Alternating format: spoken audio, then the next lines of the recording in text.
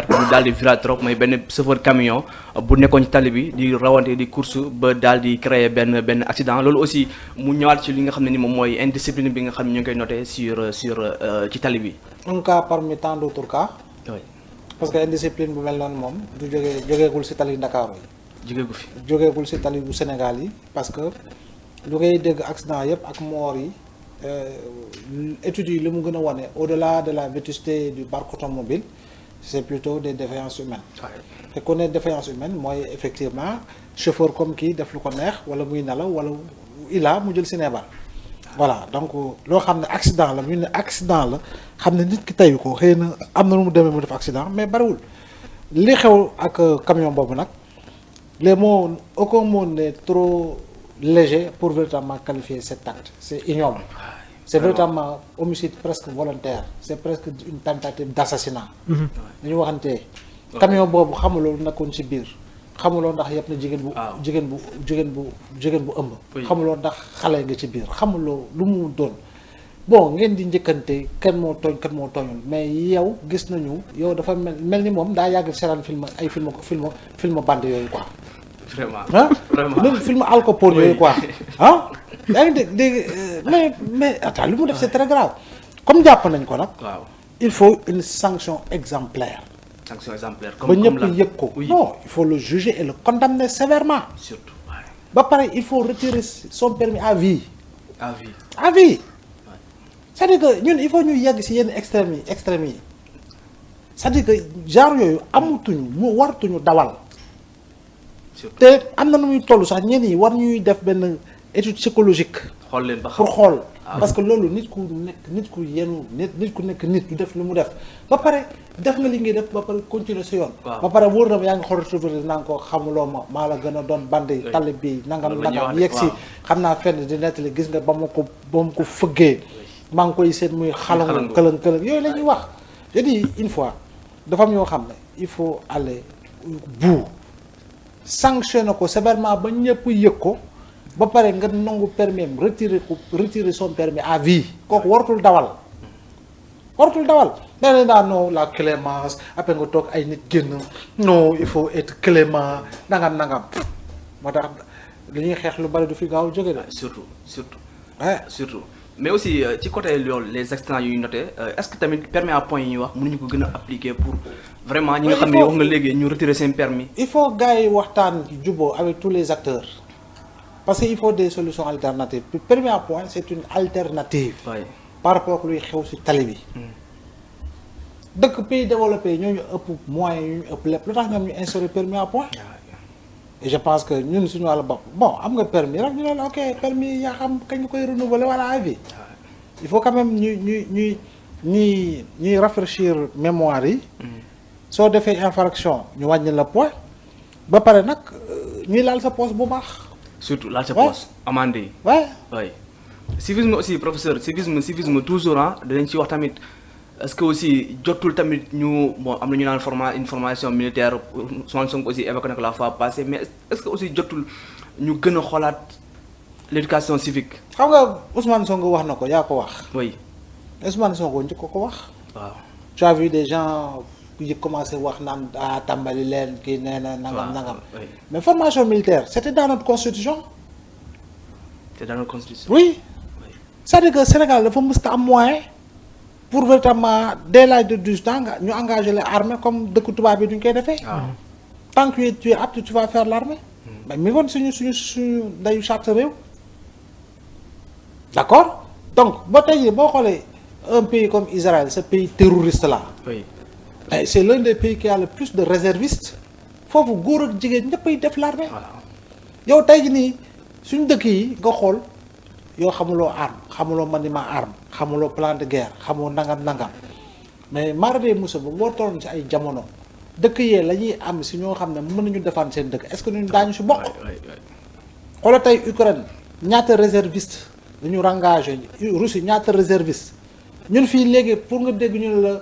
officier de réserve ay comme ni nga ko daan déggee ay ñoom dem si yàlla Amadou Mbaye Loum journaliste officier de réserve lool. feu Mamadou Diop maire de Dakar c'était un officier de réserve. et consort ba amoon na bari woon na fi mais léegi tey nii kan ngi jàkkaarloo ñu ne kay officier de réserve la formation civisme formation boo gis daf see bokk gis nga ba ñun ñii suñu wàllu bopp ay jamono mais la presse travaille beaucoup avec l'armée la gendarmerie et la police xam nga loolu. oui dañ daan def ay sessions de formation ak police. pour ñu jàngal ñu en temps de manifestation journaliste bi naka la war a comporter woo. armée dañ doon def formation yóbbu nañu fii Patassi Kédougou. formation militaire. chez les commandos oui en tant que journaliste chez les commandos fii bataillon commando fële à Patassi à Kédougou. génération yu bari def nañ ko da nga daan dem fii batarin def test bi ñu xool ndax àtt nga nangam nga pare ñu yóbbu la waaw rédaction bu nekk joxe góor wala jigéen nga dem ñu defal la formation nga sol ton ñu wat lan dal nga yoru kii beeg sa sac beeg si tëdd ba ay 3 heures du matin 4 heures du matin nga dégg ratatatat bum affaire yooyu nga tëb non j'ai dit une véritable formation am na lu muy ñuux am na lu muy defar si yow.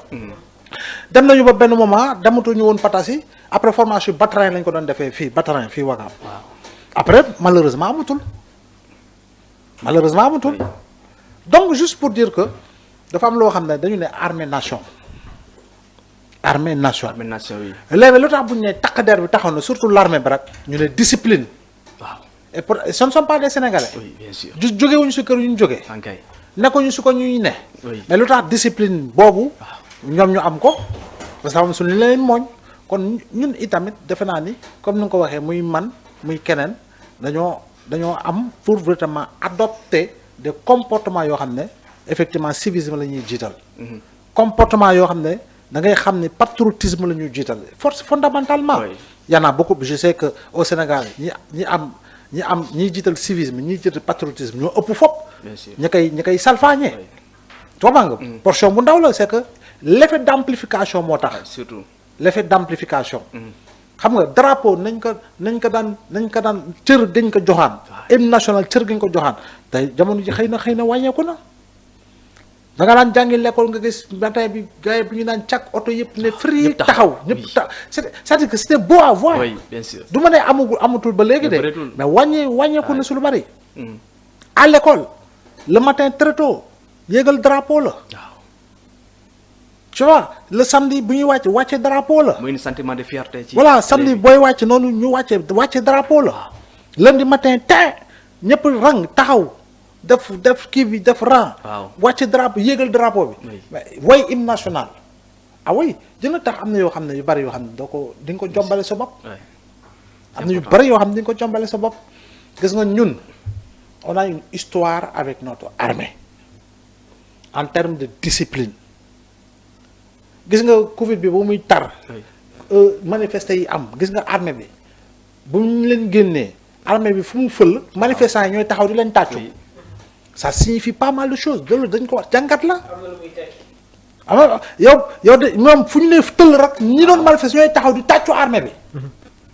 oui parce que on a une longue tradition boo xam ne armée bi dafa jiital civisme jiital patriotisme jiital discipline. jiital engagement jiital vertu. L'armée sénégalaise participe à des conflits à l'échelle internationale depuis la guerre du Liban. Donc bu